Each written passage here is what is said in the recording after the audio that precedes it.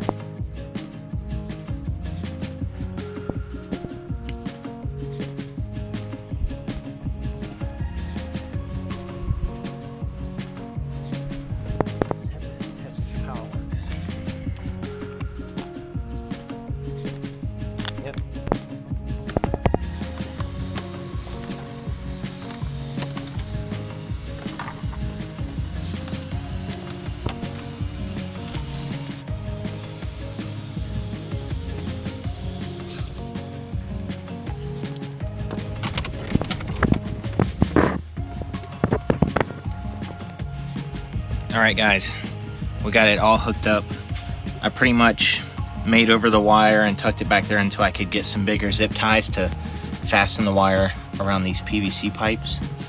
I'm also gonna mount this wire running across the back of here, but for now we're just gonna let it hang a little bit and just kind of chill out. But I mean, we got the old one out and the new one in. We have power to everything. Everything looks good. All right, we plugged it in. Look at there. Look at that. You gotta love it. You gotta freaking love it. All right, cool. Well, yeah, it looks crappy, but I promise I'll fix it. I'll do a video on making this look way nicer. But thanks for, you know, walking through this with me and watch me undo everything and redo it. So thanks for tuning in. Thanks for watching this. And until next time, thanks for tuning in to Fishing with Austin.